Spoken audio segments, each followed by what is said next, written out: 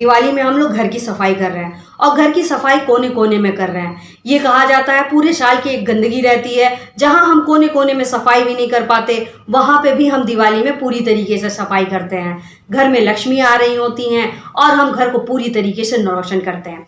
आइए देखते हैं कि हमारा जो घर है उसको तो सफाई करेंगे, हम अपने मन की सफाई कैसे करेंगे, क्योंकि हमारा जो असली घर है वो हमें हमारे शरीर ही तो मिला है, हमें भी तो उसकी देखभाल करनी है। और अगर हम उसकी देखभाल अच्छे से करेंगे ही नहीं तो हम बाकी चीज़ें कैसे कर पाएंगे। तो हम मन की सफाई करेंगे। मन की सफाई कैसे करेंगे? बहुत इजी है, आपको बहुत बड़े बड़े चीज़ें नहीं करने की ज़रूरत है। आप डेली जो काम कर रहे हैं आप उसी में भी आराम से कर सकते हैं। आइए देखते हैं सफाई कैसे करेंगे। सबसे पहले देखते हैं गंदगी हमारे मन में आती कैसे है। हमारे साथ बहुत कुछ गलत हुआ है। हमारे पिछले दिनों में, पिछले सालों में, पिछले कई दिनों में हमारे साथ लगातार गलत होता गया है। हम बचपन से देख रहे हैं हमारे साथ बहुत गलत हो रहा है। हमें बहुत लोगों ने हर्ट किया है, हमारे साथ लगातार लोगों ने गलत किया है। वो सब चीज़ें हमारे मन में बैठी हुई हैं। हम सोचते हैं कि इस जीवन के दौड़ भाग में हम उन चीज़ों को भूल गए हैं, लेकिन एक्चुअल में हम नहीं भूले होते हैं। वो हमारे मन में एक छोटा सा कोना ले लेती है और जब कभी भी हम आगे हर्ट होते हैं तो हमारे मन में वो बात तुरंत सामने आ जाती है कि मेरे साथ बचपन से ही ऐसा हो रहा है, मेरे साथ बचपन से ही ऐसा हो रहा है। इसलिए इस चीज़ को हम ध्यान रखेंगे। उसके बाद क्या होता है कि हमारा किसी ने अपमान कर दिया है और वो लगातार अपमान किया है। हो सकता है उसने अभी हाल ही में अपमान किया हो सकता है ऐसा कोई व्यक्ति हो जो पहले से ही हमारा लगातार अपमान किया हो।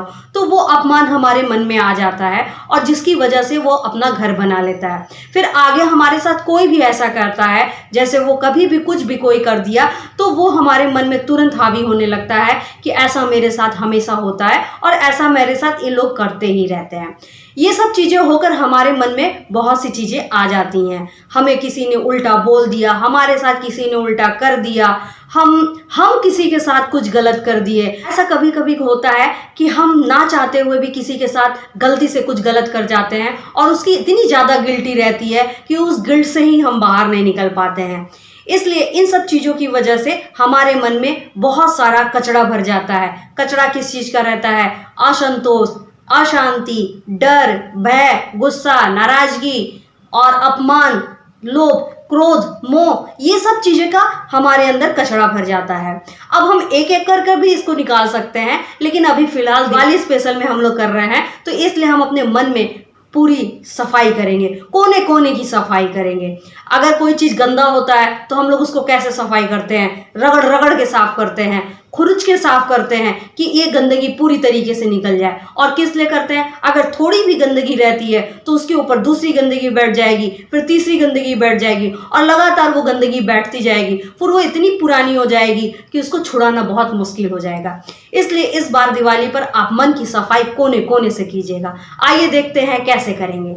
सबसे पहले सफाई हम कैसे करेंगे? आपके मन में जितना भी दुख है, देखिए जो कुछ भी करेंगे हम दूसरों को नहीं बताएंगे। आप दूसरों से अगर शेयर नहीं करना चाहते हैं तो बिल्कुल मत कीजिएगा। अगर आप दूसरों को शेयर करने में कंफर्टेबल है तो आप निश्चित तौर पर कीजिएगा। जिसमें आप कंफर्टेबल हो आप वही चीज़ कीजिएगा। जरूरी नहीं है कि जो चीज़ मेरे लिए कंफर्टेबल है वही चीज़ आपके लिए भी होगी। इस चीज़ को आप समझिए। हर इंसान अलग अलग है, हर इंसान का तरीका अलग अलग है, इसलिए आपका भी जो कंफर्टेबल होगा आप वही चीज कीजिएगा। आज तक आपके साथ जो भी हुआ बचपन से लेकर आज तक आपको जो भी हुआ, जो भी चीज आपको बहुत ज्यादा हर्ट करती है, कुछ भी आपको हर्ट करती है, वो आप लिख लीजिएगा। देखिए इस चीज को विशेष ध्यान दीजिएगा। लिखना क्या क्या है? सबसे पहले उन चीजों को लिखिएगा जो आपको बहुत ज्यादा हर्ट की हैं, जिसकी वजह से आप अभी भी उस दुख को भूल नहीं पा रहे हैं। फिर उससे कम दुख को लिखिएगा, फिर उससे कम दुख को लिखिएगा, मतलब ऐसा करके सारे दुख को लिखिएगा। ऐसा कुछ भी मत कीजिएगा कि आप किसी दुख को छोड़ दीजिएगा। अगर आपको ये नहीं समझ में आ रहा है तो आप एक दूसरा तरीका अपना सकते हैं। आप अपने बचपन से देखिएगा, बचपन से बड़े तक धीरे धीरे स्टेप में आपके साथ जो भी घटनाएं हुई हैं, जो भी चीजें हुई हैं, हर चीज को, चाहे किसी ने आपको कुछ कहा है, चाहे आपके साथ कुछ ऐसा घटित हुआ है या आपने ऐसी कुछ गलती की है, इन सब चीजों में जो भी चीजें जो महसूस किया है जिसकी वजह से आप अभी भी दुखी हो रहे हैं, उन सब चीजों को लिख लीजिएगा। सारी चीजों को लिखिएगा। अब ऐसा जरूरी नहीं है कि आप अभी तुरंत लिख लें, 1 घंटे में लिख ले, 2 घंटे में लिख ले, आपका जब मन हो आप तब लिख लीजिएगा। लेकिन इस चीज़ को विशेष ध्यान दीजिएगा कि दिवाली तक आप इस चीज़ को लिख लीजिएगा। और फिर जब आप लिख लेंगे तो आप उस चीज़ को जला दीजिएगा, या तो फाड़ दीजिएगा या तो आप कहीं मिट्टी में दबा दीजिएगा। जैसा भी आपको कंफर्टेबल लगे आप वो आराम से कर लीजिएगा। जब आप ये सब कर रहे होंगे ना तो आप ये चीज़ फील कीजिएगा कि जब आप लिख रहे होंगे तो आपका बहुत मन हल्का हो रहा होगा, क्योंकि मन से बहुत सी चीज़ें निकल रही होंगी। ऐसी बहुत सी बातें होंगी जो आपने आज तक किसी को बताया ही नहीं होगा, आपने किसी से शेयर ही नहीं किया होगा। क्यों नहीं शेयर कर पाएंगे? क्योंकि आप हो सकता है कि ऐसी परिस्थिति में रह रहे हो कि आप शेयर ही ना कर सके हो। वजह जो भी हो, अभी हम सफाई कर रहे हैं तो आप जो कुछ भी लिखिएगा उसको लिखकर फाड़ दीजिएगा, एकदम छोटा छोटा, या तो जला दीजिएगा या किसी मिट्टी में दबा दीजिएगा। जैसा भी आपको लगे आप वैसा कर लीजिएगा। इस तरीके से आपके मन की सफाई हो जाएगी। दूसरा तरीका क्या है? दूसरा तरीका यह है कि अगर हम कहीं हवन कर रहे होते हैं तो उस हवन में अपने उन सारे दुखों को आप पूरी तरीके से अग्नि को समर्पित कर दीजिएगा। देखिए, हम अग्नि को, वायु को, जल को, पृथ्वी को, हर चीज को आप अपने हर दुख को समर्पित कर सकते हैं। समर्पित करने से क्या होगा? वो सारे दुख आपके अंदर से चले जाएंगे और आप अपने इस सच्ची भावना से समर्पित कीजिएगा कि मैंने अपने अंदर से सारे दुख निकाल दिए हैं और अब ये उनका ही है। अब देखिए, कुछ चीज़ें ऐसी होंगी कि हो सकता है कि आप नहीं लिख पा रहे हो सकता है आप हवन ना कर पा रहे हो, बहुत सी ऐसी परेशानियां हो सकती हैं, आप देख लीजिएगा। लेकिन इसका एक और भी ऑप्शन है। आप आज तक जितने भी हर्ट में हो, जितना भी आपके साथ गलत हुआ हो सकता है अभी करंट में भी आपके साथ कुछ गलत हो रहा हो जो कि आपको अच्छा नहीं लग रहा हो, तो आप उसके लिए भी रो लीजिएगा, पूरी तरीके से रो लीजिएगा। आपको जितना मन हो उतना रो लीजिएगा।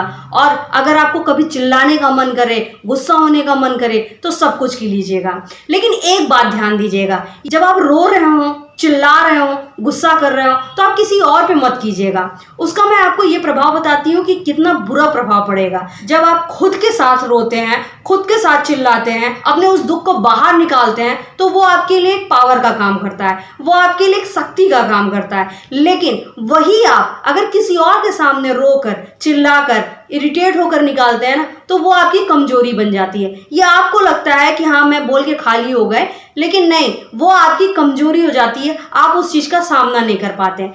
लेकिन अगर कोई है आपका जो आपकी बात सुन सकता है, रो सकते हैं, आप चिल्ला सकते हैं उसके सामने, तो बस इतना ध्यान दीजिएगा कि आपके रोने से, आपके चिल्लाने से वो व्यक्ति हर्ट नहीं होना चाहिए। क्योंकि अगर आप वो हर्ट कर लेंगे ना, तो बाद में आपको इस चीज का फिर से गिल्ट होने लगेगा कि मैंने ये क्या कर दिया, मुझे ये नहीं करना चाहिए था। इसीलिए मैं आपसे कह रही हूँ कि आप जो कुछ भी कीजिएगा अपने से कीजिएगा। और यकीनन मैं आपसे बता रही हूँ कि जितने भी दुख है, जितनी भी तकलीफें हैं, आज तक आपने जो कुछ भी अपने मन में रखा हुआ है, जिस चीज की भी तकलीफ रखी है, आप वो धीरे धीरे करके निकाल लेंगे। आप जब निकाल लेते हैं ना, तभी आप जीवन में बहुत सारी चीजों को अपने अंदर आने देते हैं। इसलिए सबसे पहले अपने मन की पूरी तरीके से सफाई कीजिएगा, कोने कोनी की सफाई कीजिएगा, खरोच खरोच के सफाई कीजिएगा। ठीक है, आइए खुद आगे बढ़ते हैं, दूसरों को आगे बढ़ाते हैं, खुद खुश रहते हैं और दूसरों को भी खुशियां देते हैं। Thank you so much.